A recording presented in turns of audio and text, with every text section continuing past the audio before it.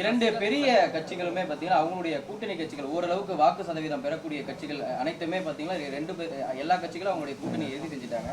ஆனால் தாவேகாவுடைய ஆரம்ப கட்டத்திலேருந்து நிலைப்பாடு வந்து கூட்டணி ஆட்சி அப்படின்றது தான்.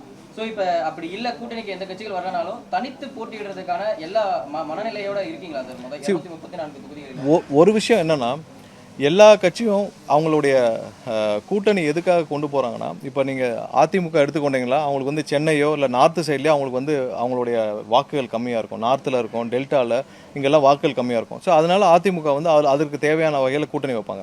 இதில் திமுக பார்த்திங்கன்னா சவுத்தில் அவங்களுக்கு தேவையான அவங்களுக்கு கூட்டணி இருக்காது. அதில் கொங்கு சைடில் அந்த மாதிரி கட்சிகளோடு கூட்டணி வைப்பாங்க. எங்களுடைய தலைவருக்கு மக்களுடைய ஆதரவு ஒரே மாதிரியாக ஒரே சீராக அனைத்து தொகுதியில் 234 தொகுதியிலும் ஒரே மாதிரியாக இருக்குது.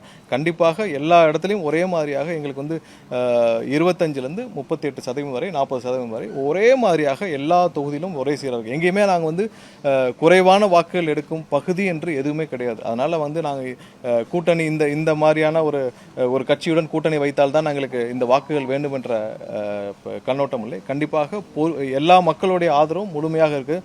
எப்போவும் நீங்கள் கூட்டணி வேவ் எப்படி செட் ஆகும்னா, 20% எப்போ ஒரு கட்சி தனிப்பெரும்பான்மையோட 20% தாண்டுதோ ஒரே மாதிரியாக தமிழகம் முழுவதும் ஒரே மாதிரியாக இருக்கும். கண்டிப்பாக அது தேர்தல் ஆரம்பித்த பிறகு, ஒரு தேர்தல் பிரச்சாரம் ஆரம்பித்த பிறகு அது ஒரு வேவாக கன்வெர்ட் ஆகும்.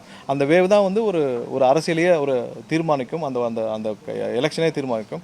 ஸோ அதே மாதிரி தான் இந்த தேர்தலும் இருக்க போகுது. எங்களுடைய எதிர்கட்சியே சொல்லுது 20% நாங்கள் தாண்டி விட்டோம் என்று. ஸோ 20% எல்லா தொகுதியிலையும் தாண்டினப்போ நீங்கள் தேர்தல் அன்னைக்கு வாக்கெடுப்பு அன்னைக்கு போலிங் டே அன்னைக்கு பார்த்தீங்கன்னா இது கண்டிப்பாக 45% மாறி இருக்கும். இன்றைக்கி இருக்கிற நீங்கள் 25 பேர் 30 கட்சிகள் சேர்ந்து கூட்டணி அமைச்சாலும் அது பொருந்தாக கூட்டணியாக இருக்கும். அது ப்ராஃபிட் மார்ஜினை ஒரு கம்பெனி 4 கம்பெனி சேர்ந்து ஒரு ப்ராஃபிட் மார்ஜினுக்கு கூட்டணி வச்ச மாதிரி இருக்கும்.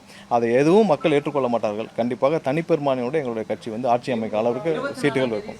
பிளே ஸ்டோர் மற்றும் ஆப் ஸ்டோரில் இருந்து பாலிமர் செயலியை QR கோடு மூலம் பதிவிறக்கம் செய்யுங்கள். செய்திகளை உடனுக்குடன் பெறுங்கள்.